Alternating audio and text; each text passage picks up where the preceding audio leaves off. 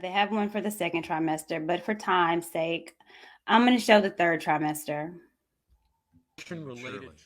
Because the baby is so large and developed, this procedure takes 3 or 4 days to complete. On day 1, the abortionist uses a large needle to inject a drug called digoxin. Digoxin is generally used to treat heart problems, but a high enough dosage of digoxin will cause fatal cardiac arrest. The abortionist inserts the needle with the digoxin through the woman's abdomen or through her vagina and into the baby, targeting either the head, torso, or heart. The baby will feel it. Babies at this stage feel pain. When the needle pierces the baby's body and the digoxin takes effect, the life of the baby will end. The abortionist then inserts multiple sticks of seaweed called laminaria into the woman's cervix. They will slowly open up the cervix for delivery of a stillborn baby. While the woman waits for the laminaria to dilate her cervix, she carries her dead baby inside of her for 2 to 3 days. On day 2, the abortionist replaces the laminaria and may perform a second ultrasound to ensure the baby is dead. If the child is still alive, he administers another lethal dose of digoxin. The woman then goes back to where she is staying while her cervix continues to dilate. If she goes into labor and is unable to make it to the clinic in time, she will give birth at home or in a hotel. In this case, she may be advised to deliver her baby into a bathroom toilet. The abortionist then comes to remove the baby and clean up. If she can make it to the clinic, she will do so during her severest contractions and deliver her dead son or daughter. If the baby does not come out whole, then the procedure becomes a D&E, a dilation and evacuation, and the abortionist uses clamps and forceps to dismember the baby, piece by piece. Once the placenta and all the body parts have been removed, the abortion is complete. Late-term abortions have a high risk of hemorrhage, lacerations, and uterine perforations, as well as a risk of maternal death. Future pregnancies are also at a greater risk for loss or premature delivery, 5 to 13 weeks of pregnancy.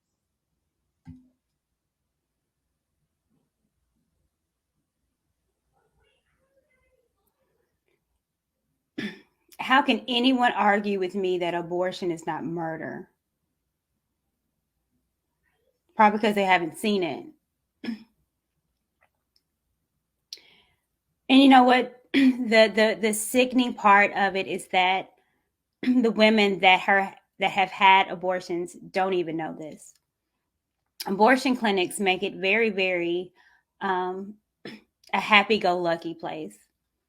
But people will tell you, and again, it's just a Google search away with women that are going into these facilities, that they will not show you. They won't tell you the procedure, all the clamps, and them tearing their little legs, tearing their arms, crushing their skull, and taking those pieces out of the body piece by piece. They won't tell the women that. They won't let the women see the ultrasound to let them know that there's a life in there, scared that it might turn them away, scared that the woman might have a change of heart and show them and have a connection with the baby once she sees it. They won't do that.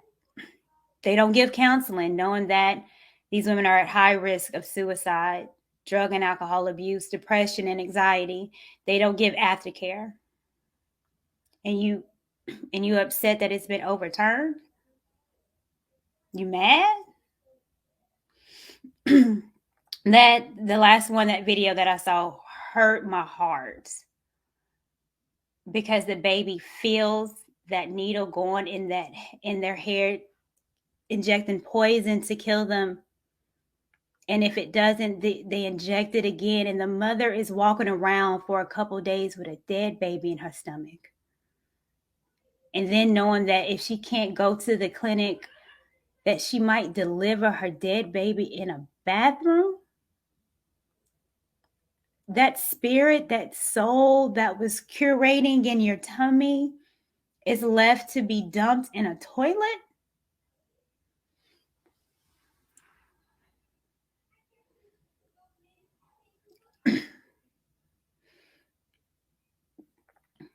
And people are coming around telling me, are you pro-life? Well, are you going to adopt them? Are you going? There's going to be such an influx in adoption agencies if these women don't have abortion. It's going to be all this going to want to shoulda couldas. The one thing for sure is that these abortion clinics are murdering our babies. This is a picture of an ultrasound of what we just saw, of the baby getting injected, and the doctor seeing if the baby has died.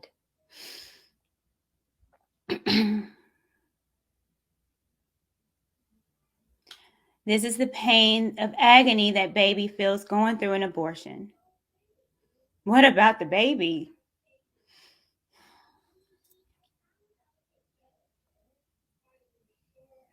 The baby feels the pain, but the baby has no voice. Who's going to speak up for the babies? Who? If not their mother. And well, this is a woman's issue. No, it's not. This is a human rights issue. And this, in the most purest form of human being, the untouched, the unscathed, the sweetness of a baby, and we're not protecting them.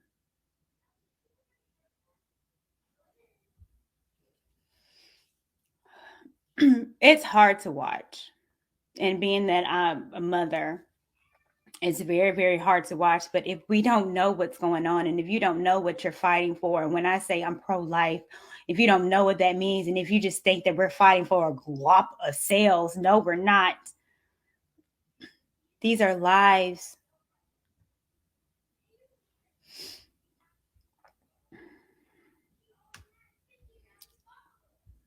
Let's see. So for the people that say, well, it's going to be such a whole lot of people that's going to be in adoption and adoption. Hold on. I'm going to drop the link. Just Bree, I know you wanted to come up and say something. I'm going to drop you the link so you can call in, darling. And a couple people can too. I'll drop the link. So for those people it's going to be such an influx of people in adoption, and you're going to adopt them.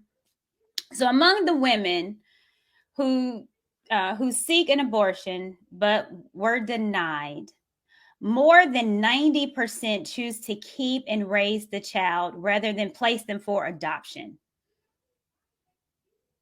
Let me repeat that again for the people in the back.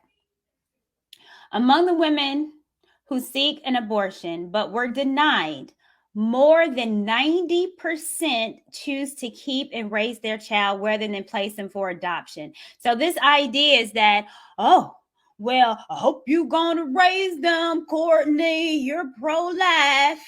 So I hope you take yourself down and adopt all the babies you want to keep alive. Over 90% of women that can't have abortion decide to keep their baby and raise them. So miss me with that assumption, because it's simply not true.